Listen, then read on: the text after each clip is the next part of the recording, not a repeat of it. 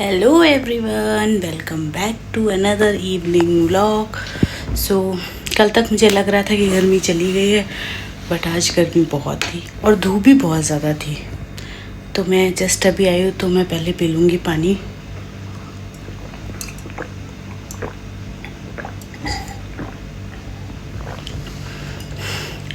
सो हमेशा की तरह विदाउट फ्रेशन अप तो मेरे को रिस्टार्ट मिलेगा नहीं।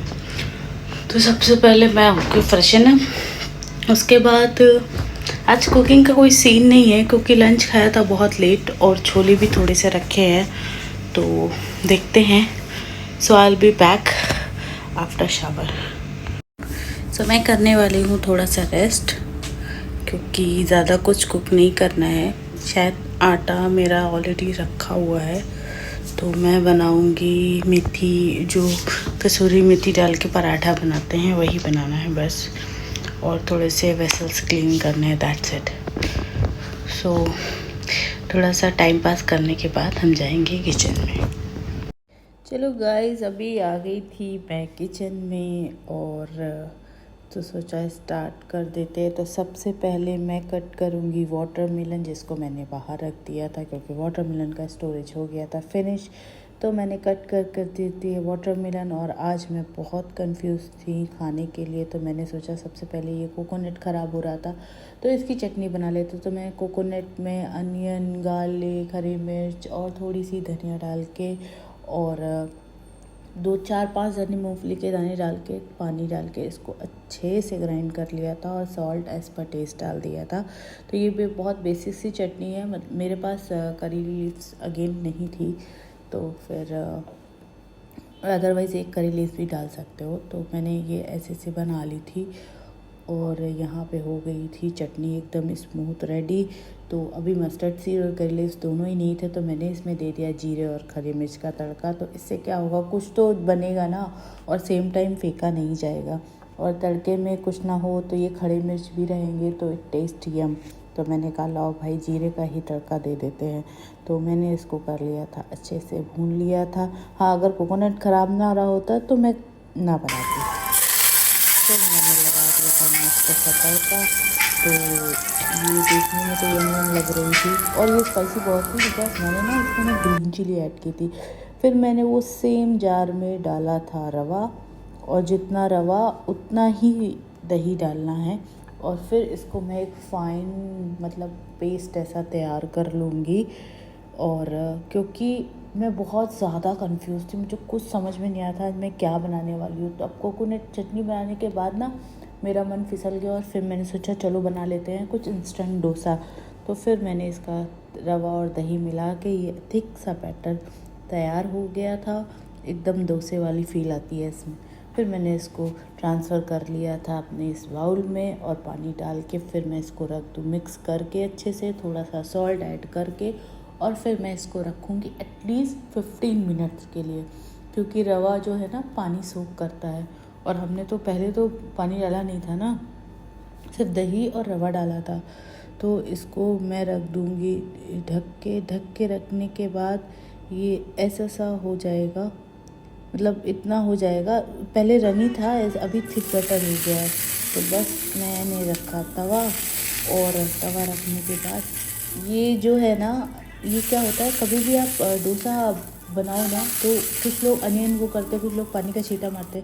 आप इतना मतलब पानी लेके उसमें 1-2 बूंद ऑयल डाल के, और फिर अगर आप डोसा बनाते हो ना, तो आपका डोसा कभी भी नहीं चिपकेगा, कभी भी नहीं चिपकेगा।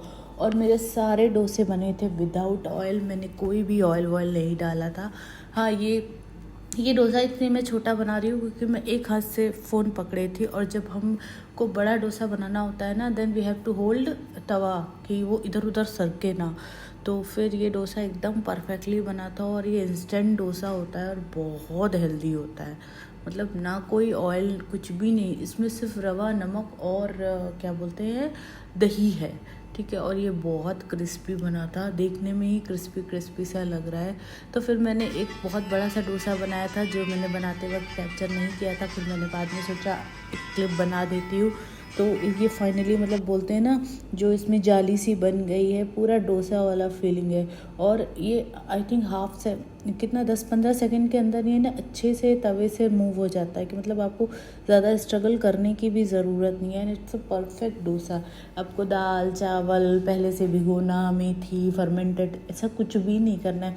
मतलब within 20 minutes you can make dosa batter, and उसका जो आउटकम होगा it will be very perfect. So खाने का इतना कन्फ्यूज़न था, तो चटनी के बाद मेरे को ध्यान आया डोसे का, तो फिर ये हो गया था डोसा। और ये बने थे 4 डोसे, तो ये हल्के हल्के थे, कोई इतने हैवी नहीं थे, तो उतना तो मैं खा ही सकती थी। एक तो मैंने बनाते बनाते ही खा लिया था, और ये बहुत क्रिस्पी और बहुत अच्छे बने थे। तो फिर ये था मेरा आज का डिनर। और अब बारी आ गई थी गैस वैस क्लीन करने की, तो आज कुछ इतना ज़्यादा गंदगी नहीं हुआ था, तो मैंने फिर कर लिया प्रॉपर गैस वैस को अच्छे से क्लीन। क्योंकि जब भी मैं हटती हूँ तो मैं क्लीन करके, अगर मैं क्लीन करके दूँगी तो मैं भी जब किचन में आऊँगी तो मेरे को क्लीन करके मिलेगा। ये इंटेंशन से मैं हमेशा किचन और गैस ना क्लीन कर लेती हूँ। तो ये हो गए थे एकदम क्लीन। सो फाइनली मैंने बना लिया है डिनर। और आज के खाने में भाई साहब इतना कन्फ्यूज़न था, मतलब कि हर मिनट में ये समझ में आ रहा था कि अब कुछ बना लेते हैं। पहले मनुआ राइस बना लेते हैं, फिर मनुआ पराठा कसूरी मेथी का बना लेते हैं, फिर मनुआ छोले रखे हैं, फिर कोकोनट फ्रिज में देखा वो ख़राब हो रहा था, देन फिर मैंने उसकी चटनी बना ली। जब चटनी बना ली फिर सोचा डोसा रवे का बना लेते। सो एनी हाउ, तो डिनर हो गया है रेडी, बट अभी मेरा खाने का मन नहीं है, तो थोड़ा सा करेंगे रेस्ट और उसके बाद खाएंगे अपना डिनर। तो यहाँ पे मैं आ गई थी डिनर करने, और वही था चटनी कोकोनट की जो मैंने बनाई थी। ये देखने में बहुत यम थी और बहुत ज़्यादा स्पाइसी थी, क्योंकि मैंने इतनी हरी मिर्च डाल दी थी इसमें। और ये था डोसा, मैंने इसको रख दिया था कैसरोल में, बट वो क्योंकि गरम बना रहे, अदरवाइज़ वो क्रंची बना हट जाता है, बट ये गरम था।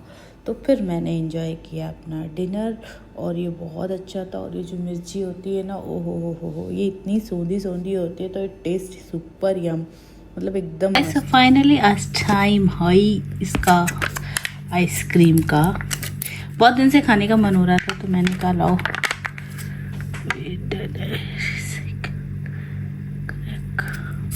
Okay, so I have to wait.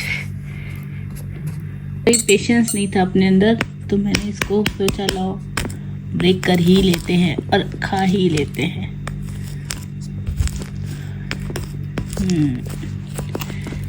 So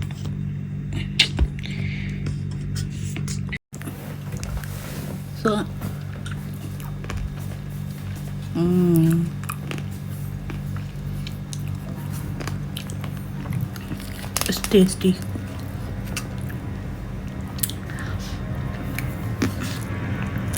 guys, तो ये था मेरा आज का रूटीन इवनिंग व्लॉग। तो ये व्लॉग करते हैं यहीं पे इन, और please guys give your support. And because last 1 week से कुछ पता नहीं क्या हो गया है चैनल में, क्या है, बहुत ही स्लो मतलब व्यूज़ और वो सब है। तो देते रहिए अपना सपोर्ट, क्योंकि मैं बहुत टाइम निकाल के, मतलब शेड्यूल में टाइम निकाल के बस बनाती रहती हूँ, और जितना मुझे आता है एडिटिंग उस हिसाब से मैं उसको करके अपलोड करती रहती हूँ। तो देते रहिए अपना प्यार और सपोर्ट। कल मिलते हैं नए व्लॉग नए रूटीन के साथ। आज का व्लॉग करते हैं यहीं पे, क्योंकि बहुत आ रही है तेज़ नींद मेरे को। तब तक के लिए गुड नाइट। जय माता की, जय श्री राम।